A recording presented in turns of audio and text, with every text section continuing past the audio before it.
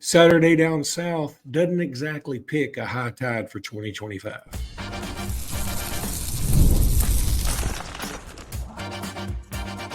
You are Locked On Bama, your daily podcast on the Alabama Crimson Tide, part of the Locked On Podcast Network, your team every day. Hey, everybody, and welcome back into Locked On Bama, AHSA Radio Network's Luke Robinson. That's me. Alabama internet legend Jimmy Stein. That's him. This episode is brought to you by Amazon Fire TV Stick 4K. It show is. And I want to thank you every day for being here every day. Thank you, newbies, for being here today. And thanks, everybody, for making this first listen every single day. I want to give a shout out really quickly to my main man, Buddy Large, a Mountain Brook policeman yesterday. That he saw me. I was in Mountain Brook at something for my daughter, and the cop sort of did one of these little finger things, like, oh come no, here. And that's I was always like, bad. uh-oh. That's often And bad. he was like, "Are you Locked On Bama?" I was like, "I'm one half of Locked On Bama, really more like 1/3." But yeah, he's got a website. He's got a YouTube channel of his own. If you're a hunter, go check it out. Shadow Magic Outdoors. You can look it up on YouTube. But just anyway, I was so hoping you were going to be pulled over for speeding and the guy was going to let you go because you're a celebrity due to Locked On Bama. That's what I was hoping the story was. He'd double the ticket. That would have been fantastic. So Saturday Down South has come out with their SEC power rankings. I found them disturbing. Disturbing. Couldn't Couldn't sleep. Sleep at all, mostly because I didn't find out about them until this morning. But they have Texas at 1. Okay. I mean, I feel like, okay. But I'd put them there. You do? I would. Okay. Well, see, one difference between me and others, and I get the people that say he hasn't played. How can you say that? I'm 100% sold on Archie Manning. 100%. And I get why others might not be and aren't. And I realize what I'm doing is a projection and not but my projection is on seeing him play and knowing a lot about, I just think Arch is going to be the best quarterback and probably in the country. That's what I think. I mean, again, okay. And we're going to mainly focus on Bama here, but sure. Texas is at Ohio State. Certainly not going to be easy. No. At Florida, going to be a lot better. At Georgia. And then they got Texas A&M. It's not the hardest schedule I've ever seen, but I don't know. I would say 10-2 or 11-1 is what I'm thinking for Texas off the top of my head. Now, I haven't settled on these things yet, but that's what I will be leaning to. And I'm not going to get into all of them, but then again, I found these a little weird. They have LSU at 2, Georgia at 3. Georgia's, in my opinion, got a great schedule. They got most of their tough games at home. I mean, they traveled to Auburn. That's probably their toughest road game, I guess. But Texas, Ole Miss, Bama, Alabama, all at home. I got questions about Gunnar Stockton too. I mean, I think Gunnar Stockton is going to be the quarterback, not Puglisi. I think it's going to be Gunnar Stockton. And the Gunnar Stockton I've seen, I have a hard time believing can do things like go through the SEC regular season, win the SEC, and advance in the playoffs. The Gunnar Stockton I've seen, but I do agree he's very likely a year better, and now they've sort of built it around him, so I could be underestimating him. I just found it a little odd, like Georgia's not getting the benefit of the doubt here. Agreed. They should get more benefit of the doubt than they do because we've seen the recruiting rankings. I mean, this should be a loaded football team. Then they have Ole Miss at 4. Again, okay. That's where I start objecting. And they have Texas A&M at 5. All right. And then Bama at 6. Look, boy, I'm going to tell you, I hope other people feel this way. I mean, look, Alabama's schedule's tough.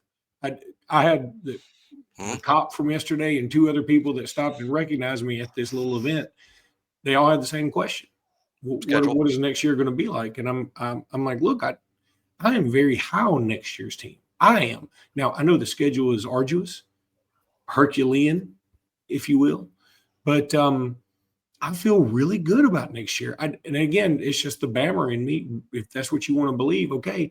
I feel really, really good. I like the receiving core. I can get behind Ty Simpson. The offensive line, I feel like it's going to be nice. I mean, we lose Tyler Booker, but I think the offensive line is going to be good. I love Parker Brailsford coming back, Caden Proctor. I think the tight end room certainly has gotten better. And defensively, I like what we're bringing to the table. Deontay Lawson, huge leader coming back. I love the defensive backfield. The defensive line is a question mark for me to an extent, but we do have some experience there. So I am very high on next year, and I see us at 6, and I'm like, wow. I feel like what a hill to die on here. Yeah. Them to have A&M and Ole Miss ahead of Bama and Florida, who Florida is like some people's Cinderella story to make it to the college football playoff. It would be a heck of a Cinderella story to me based on their schedule. I still think Florida and we've also talked about many times how much we hate the story of Cinderella, because Cinderella was hot and the stepsisters were ugly, and it should have been the other way around. Yeah, things never work out for beautiful, but it never works out for them. Total underdogs. Now, okay, Alabama at 6.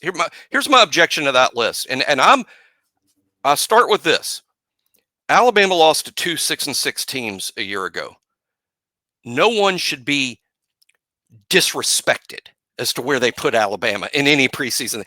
If Alabama's at 20 in the poll and picked to finish 8th in the league, my first reaction every time is, well, you lose to 2 6-6 teams, and they've been waiting for the fall, and then you hand them that red meat. I mean, this is what's going to happen. So I'm not upset about any of it, but I do want to approach it rationally and logically. I'm going to a brief rant reminding everyone I said this exact same thing last summer, word for word, and was basically proven right based on the regular season rankings and how the regular season played out. One summer ago, I was like, Alabama has been a better football team than Ole Miss every single season since like 2004. Even when Ole Miss was good and beat Alabama, Alabama actually had a better year than Ole Miss both of those years.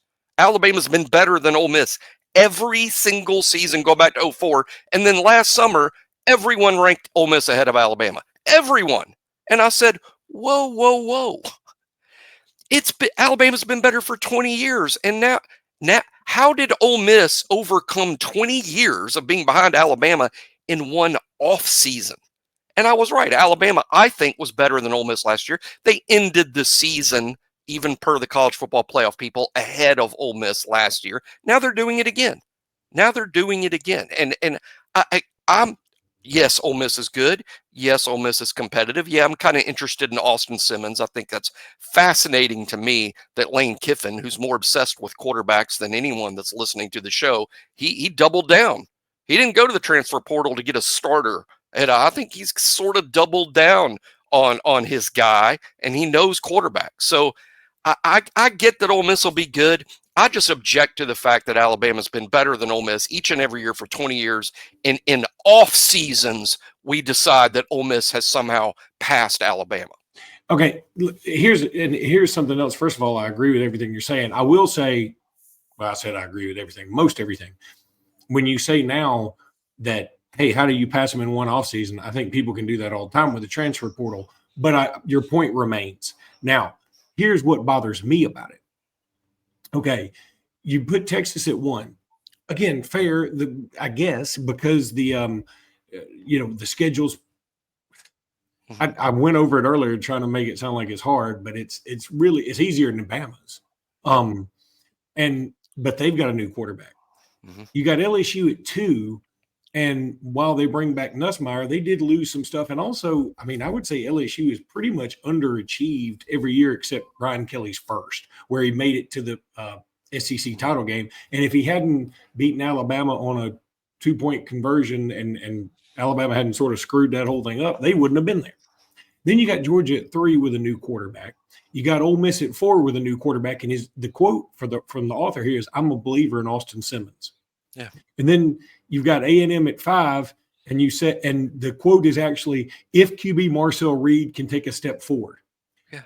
And then the quote for Alabama is, "If Alabama had its QB situation sorted out, it'd be much higher in these rankings." Yeah. I'm like, these other teams you just mentioned don't have their quarterback situated. That's right. That was a very questionable part of his. He seems to pick and choose which inexperienced quarterbacks he believes in. He's like, I'm a believer in Austin Simmons. Why? And saying that you're a believer in Austin Simmons and not Ty Simpson. I guess it's because of the very limited view that people got of Austin Simmons last year. And again, there must be something to Austin Simmons or Lane Kiffin, who's not shy about sprinting to the portal with quarterback money. But he didn't do that. He didn't go get Miller Moss, for instance, which I think would have been a Lane thing to do. Go get Miller Moss, who likely would have chosen an Ole Miss over Louisville, in my opinion. Had Lane been interested. But I think the fact that Lane didn't run to the portal. Now he did get a spring portal quarterback, but it looks like that guy's going to be more depth and more break glass in case of emergency. I don't think that they're bringing that guy in to like he could beat out Austin Simmons. But I do come at all this with my own preconceived quarterback thoughts that others may disagree with, and that's fine. Again, I'm a huge believer in Archie Manning, who hasn't played much, but I think he's going to be the best quarterback in the country. That's what I believe. But I also believe Ty Simpson's going to be very good. I mean, so that's where I'm coming from. If you want to believe in Archie Manning, I think that's fair. Number one, we've seen him do some nice things from time to time, and he's got the bloodlines. And just like we said, Georgia should get the benefit of the doubt. If your last name is Manning, you should get the benefit. But when you say I'm a believer in Austin Simmons, and my question is, okay, fair, I guess you may have seen him more than I. But I need to know why you're a believer in him and not a believer. And where you say, if Marcel Reed can take a step forward, why can't Ty Simpson? Yeah. And then not only that, he says, Caden Lee, who I honestly hadn't heard much about. Now, I'm not an Ole Miss guy, but he said Caden Lee looks to be ready to be wide receiver one. Well, Alabama's got 3 guys that would be wide receiver ones at different places. So yeah, anyway, it was a little bit bothersome to me, and I got more bothered by it the more we talked about it, so I need to hush. Game time. Don't pull a Kuiper on us. Do what Kuiper hair. Anyway, I got to do it up. But anyway, game time. Game time last night. You used Game Time last night? I didn't. Well, yeah, I used it. I didn't purchase tickets, but I'm monitoring. I got 2 or 3 concerts I'm interested in. And last night it was, we need to start making concert plans. Straight to Game Time. Straight to Game Time, because they have everything you need, Jimmy. You know this. Now, you're not going to get the $20 off for using code Locked On Bama, but if you are a new customer, and frankly, I don't know how there are any new customers left. We should all have already used Game Time based on my testimony alone, because Game Time is the absolute best. Go check them out. I've used them for college baseball, college basketball, college football, NFL, NBA, Major League Baseball, concerts. Jimmy's about to use it for a concert. Milli Vanilli's getting back together, and Jimmy's all in. So, yeah, go check out Game Time. They'll have all that stuff. And if you use code Locked On Bama, you will get $20 off. But, again, my question is, what took you so long? It's not the $20 that's going to get you coming back. It's nice. Everybody loves an extra $20. But it's not the $20 that's going to get you coming back. It's the customer service and the best price guaranteed. I'm not going to see Millie and Vanilli. One of those dudes is dead. Did you just go see Vanilli? Yeah, I guess so. I think there's only the Millie show or the Vanilli show. Yeah, one of those guys has sadly passed. That's a good trivia question. Which one of Milli Vanilli has passed? Yeah, and we probably after our Mike Patrick incident last week, we probably need to stay away from celebrity deaths. Mike Patrick and probation. That didn't have the same ring to it.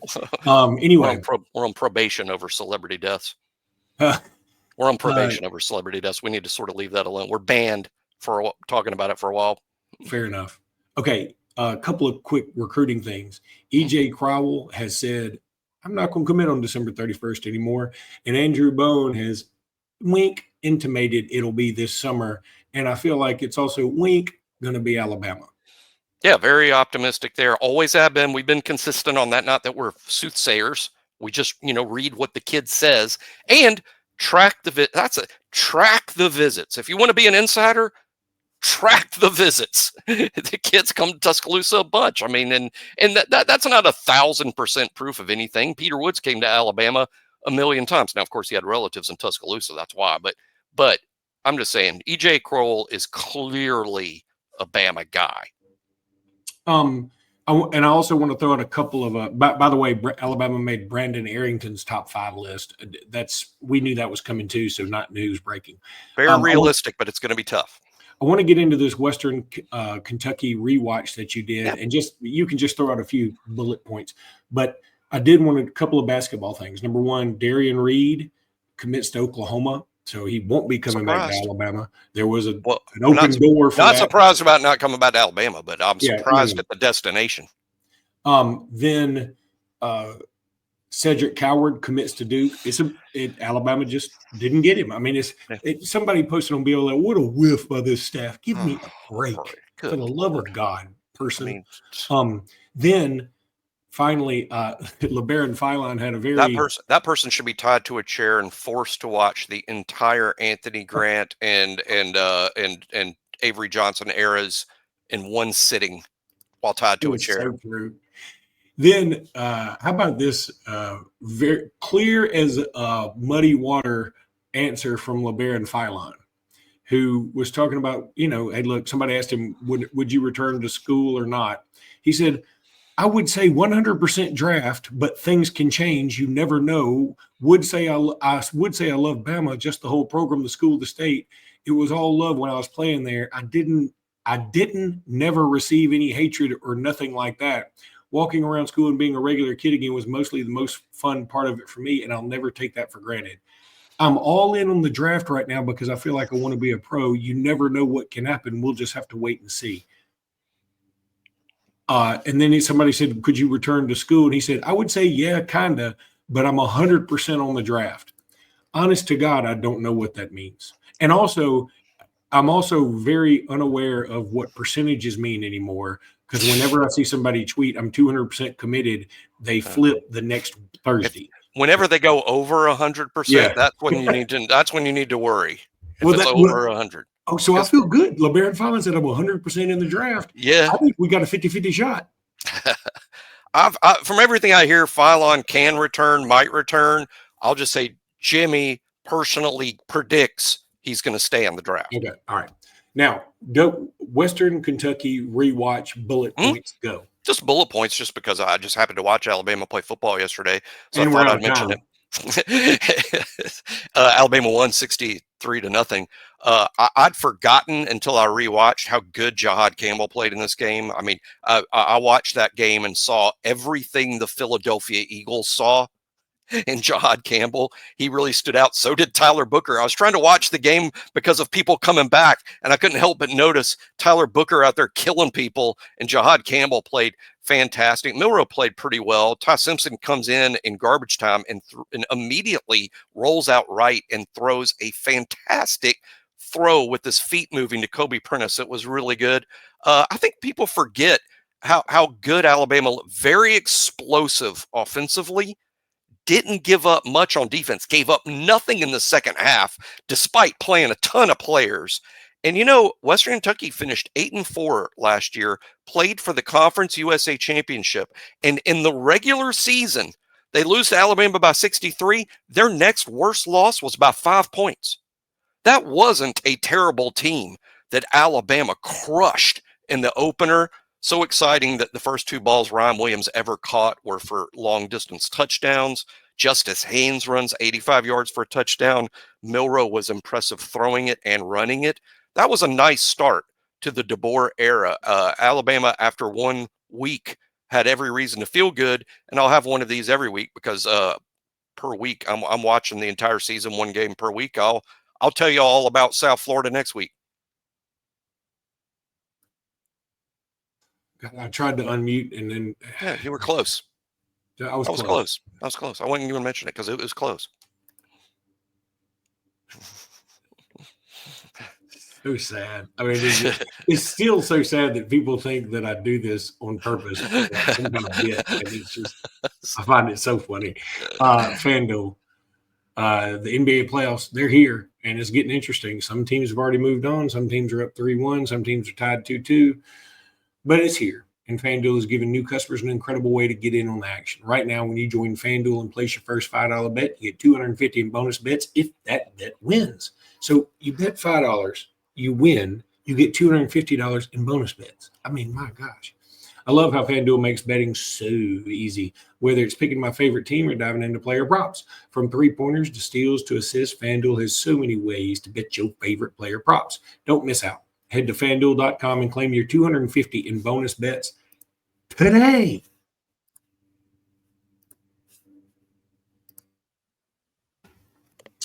Once again, we have come to the portion of the program where Jimmy's going to talk about walk-ons because I do not know anything at all about them. Hey, Luke, on my screen right now, on my screen, it's just showing the locked on, the green locked on your team. Might be something wrong on my end, although I don't think so. I'm showing, by the way, absolute full strength on my Wi-Fi. Okay, we had a slight glitch, and luckily I think I was able to save some of this. I don't know how. But anyway, whether that's good or bad, that's up to the listener to decide. But the show has been saved. The show has been saved by Luke. But anyway, Jimmy, we've reached a portion of the program where you were going to talk some walk-ons because I don't know much about them. I do know a little about them, probably not enough as we should. But the two guys I want to talk about today, the reason I want to talk about them is they've played in the games and they're seniors. Michael Lorino is a 4-year, this is his 4th year in the program. He's a walk-on running back. And if you want to talk about this guy for 4 years has gone to practice every day with little to zero hope of playing and gets beat up on by people like Jihaad Campbell and Deontay Lawson and Justin Jefferson and the freaks that came before them at inside linebacker, and is beat up constantly for 4 years and has never quit. And in fact, has now played in, I think, at least 2 games or 3 games over 2 years, has a carry in a game. It's all been worth it, I'm sure, for him because he got to carry the ball against Mercer, made 3 yards on his carry. And for those that were at A-Day, by the way, I think A-Day ended, I think one of the last plays or maybe the last play from scrimmage was a nice 25, 30-yard run by Michael Lorino up the right side. And just appreciate the fact he's been out there for 4 years, has never walked away, has helped prepare the team, and has also been named a Scout Team Player of the Week by the staff. Other guy, 5th-year senior, 5 years on the team this fall, Graham Roton, who's an offensive lineman from Fairview, Tennessee, 5 years on the team. Again, going up against Alabama's defensive line every day for 5 years with little hope of getting on the field. I think that's awesome. But Graham Roton did defy the odds. He has gotten on the field. He's played in 2 or 3 games over his career at Alabama, 2 last year. He's been a Scout Team Player of the Week as named by the staff, the DeBoer staff, something like 6'3", 291. And again, we're going to see him probably in garbage time in a game or 2 this year. And I just appreciate those two for sticking it out. And they're 2 of the better walk-ons on the team and that help prepare the team, Scout Team time every week when we play games. Last walk-on, I just want to mention just because it was made the news yesterday. Alabama A&M transfer Delvin Gully visited Alabama. I don't believe he's made a final decision. It's likely going to be Alabama. Delvin Gully was a scholarship player at Alabama A&M, but may be deciding to leave that to walk on at Alabama. I happen to know a little bit about this guy because he's from Saraland, and every year when I watch my local football, I make it a point to see Saraland a couple of times because they're chock full of dudes. And Gully, I remember him well.